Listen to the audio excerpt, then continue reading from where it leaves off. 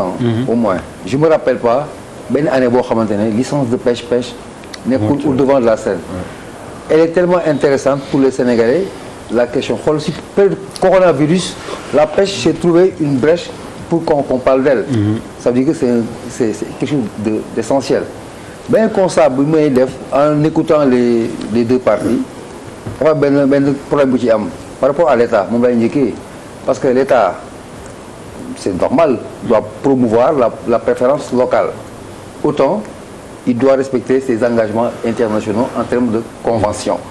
Donc il faut comprendre que c'est pas un problème facile mais beneen bi c'est juste c'est une proposition quoi en étant en fait même ignorant entre guillemets quoi wala profane.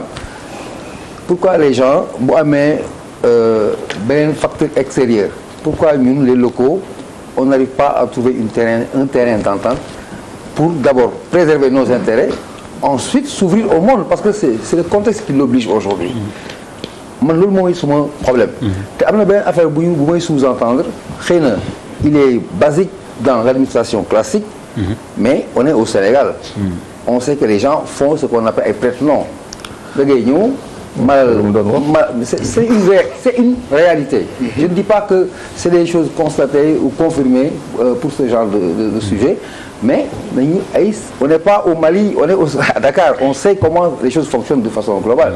Donc, man du ma ci mën a sori sauf pour dire que l'État doit être là d'abord pour les Sénégalais. Coronavirus bi wane na ko. Nouvel ordre mondial bi ça l'exige maintenant bopp sa bopp d'abord chez toi d'abord oui. Avant ngay dem c'est une nouvelle réalité il faut que les gens intègrent ce facteur et que ñu redéployer les gestions les administrations dans un autre sens xam ne le monde a changé autant amoon na révolution industrielle guerre mondiale il y a Corona c'est une révolution un autre monde va se dessiner et va se présenter à nous donc il faut changer de paradigme et aller dans un sens qui intéresserait ou satisferait tout le monde. Qu'est-ce que tu veux éclairer? Vraiment 30 secondes. Oui, parce que dama yaakaar ne ci république la nekk république. Waaw. Je rappelle aux Sénégalais. Waaw. Bi ñu créé GFM TFM gii. Waaw. On a resté combien de jours ba ñu ko jox le sax pour mu autorisation de journal.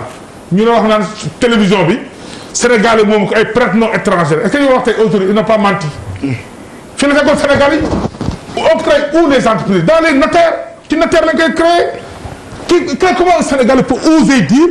man may Sénégal yor sama këyit ñëw def appel d'offre de ministère bi naa ma noonu damay creuser ndax yaa ko moom wala moomuloo ko. ban ministre moo ñaax loolu dans un pays de droit. ma dem tout notaire.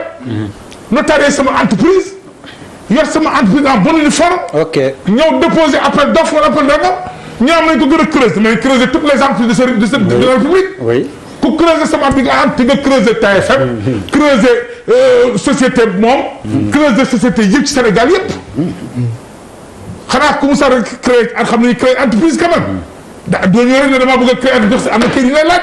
ok donc je pense que c'est pas le rôle du ministre de la pêche de dire que kii yi nga mën a à bonne forme signé notaire jaar fi mu war a jaar yëpp nga fay trésor fay impôt fay lépp ñoo teg say kayit teg sa kayit ñaan la woy on doit creuser ndax yaa ko moom wala moom ko ça c'est manque de respect à la République sénégalaise. Pape Djibril mu mën a dellu ci ñaari invité yi. yaa ci desoon foofu la man li may wax mooy effectivement nous sommes en temps de pandémie mais justement c'est parce qu'on est en temps de pandémie que ñu war a moytu yu bëri. parce que coronavirus bi aussi dafa bëri loo xamante ni daf ko wane. oui l'administration fonctionne c'est vrai waaye adduna bi ni muy doxee fi mu ne nii mooy même ñi délocalisé woon ñoo ngi relocalisé ñoo ngi delloo si seen alal ji ñu génne woon ñoo ngi koy indiwaat parce que adduna loolu la coronavirus bi wane.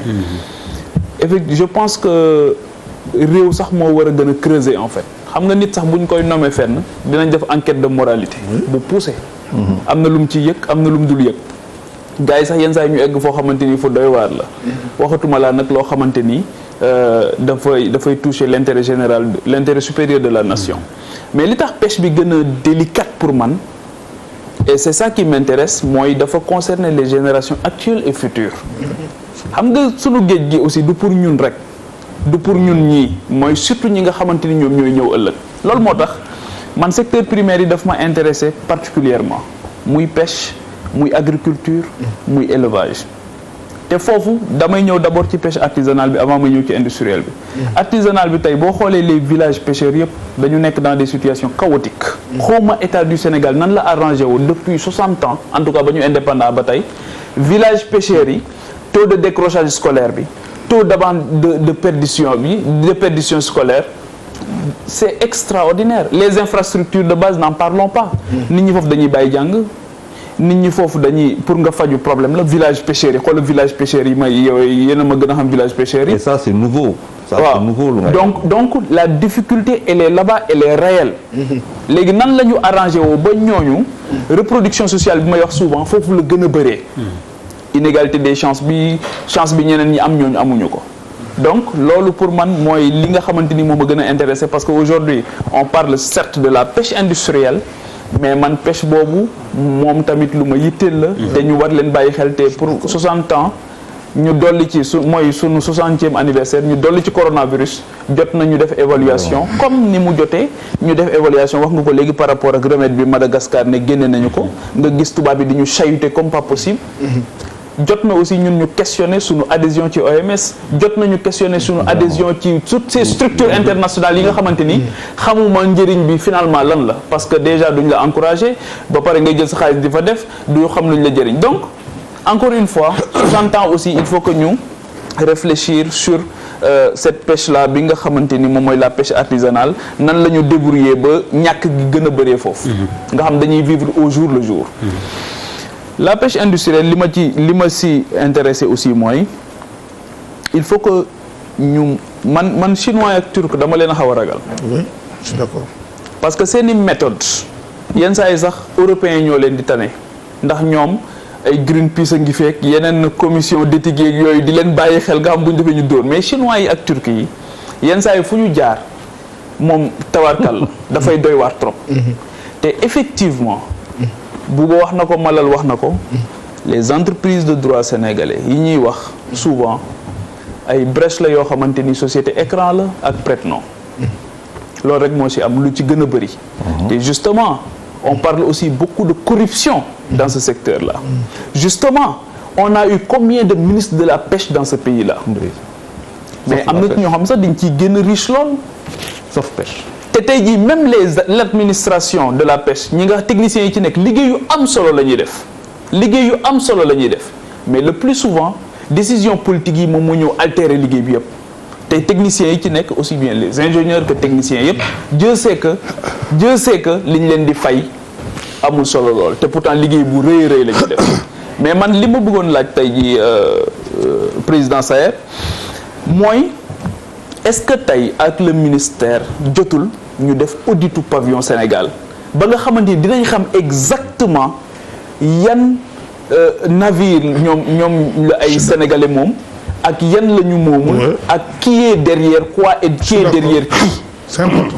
Question concrète on commence par la ci série de réponses bi même si sànq gis naa ni bëggoon nga tontu Diène mais on a moins de 30 minutes vraiment Saer Seck on a Diène je suis désolé on a moins de 30 minutes il faut qu'on accélère mën a évacuer yëpp question concrète de Pape Djibril. Non, l'audit du pavillon non seulement dafa commencé woon nañ ko mais dafa jot ñu suqaliwaat ko comme ça ñu auditer toutes les entreprises commencé ci man ñu def ko fii Sénégal gis nga li ñuy wax ak li ngay wax ci société écran mooy li nga xam ne moo fi jaar en 2009 ci poulpe bi avec des sociétés coréennes c'est-à-dire que li ñuy présenté ci sociétés yi ak chinois yi on nous présente exactement la même chose que ce qui s'est passé avec les Coréens en 2009 ce sont des sociétés sénégalaises 51% sénégalais qui achètent 51% des droits de propriété du navire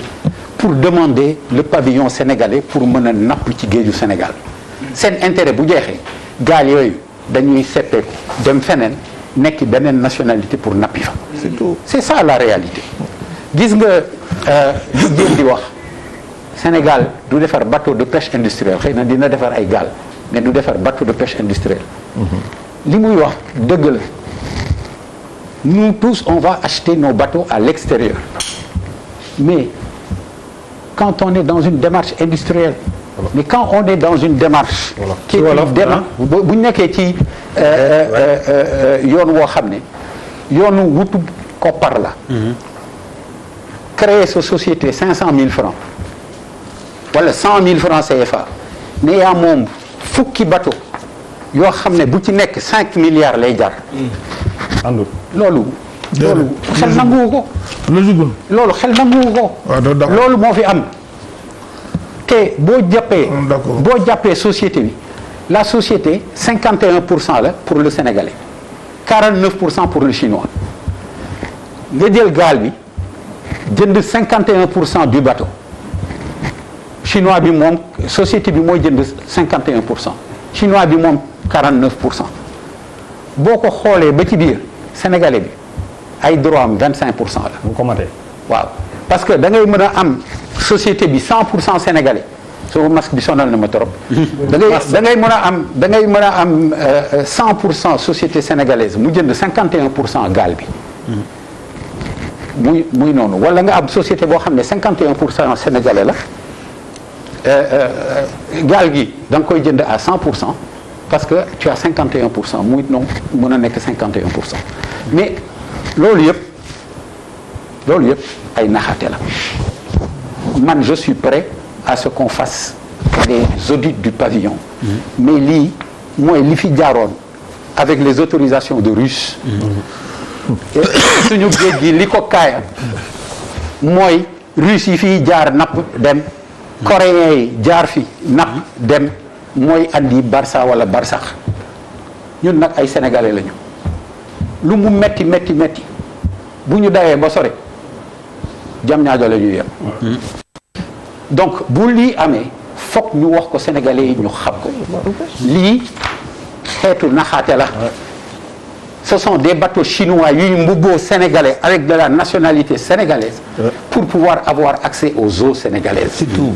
C'est ça la vérité. C'est un problème de droit. Alors maintenant ñun expérience bi nga xam ne moom lañ ci am parce que nag foo yàgg xam waaw boo ko waxee te lii ñëw niru laak la fi nekkoon nga woote pour que ëllëg ak si biir kenn du wax ne ñun ña fa newoon te yëgoon waxuñu ko loolu lu am importance la gis nga 52 licences def nañ accord ak Union européenne ci 36 licences jën ñaata la du 36 ak Union européenne 36 licences ñu def accord ak Union européenne mais buñ naree jox ay bateaux yoo xam ne Chine la ñu jógee 52 licences mais na Sénégal def accord ak Chine outil contrepartie financière boo xam ne 50 milliards la wala 100 milliards mu dugg trésor public ñu xam ne au moins xaalis boobu Sénégal yëpp lay jëriñ mais pourquoi ngay jël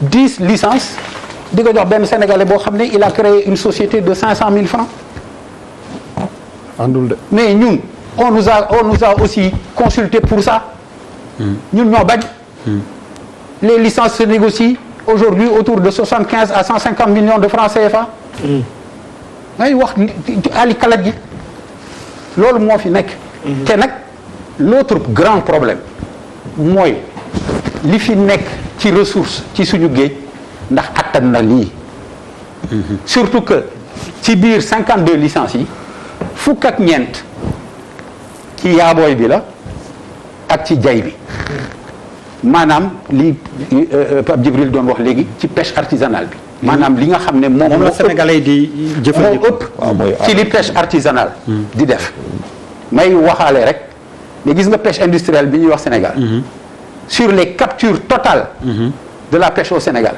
pêche industrielle néew na 10% 9% la des captures donc ce n'est pas ça le problème mooy gis nga der ñu mënoon nañoo toog croiser suñu tànk wala ñu wuti aussi suñu ay chinois ñu jox ñu 20 bateaux wala 30 bateaux ñu ñëw def li ñëpp di def dem ci notaire bi ut 100 000 francs 100 000 francs yoo xam ne mënula sax louer le bureau mënula équiper le bureau mënula defal dara nga ne j'ai acheté 10 bateaux yoo xam ne bu nekk 5 milliards lay jar te andi woo contrat fayuloo avance amuloo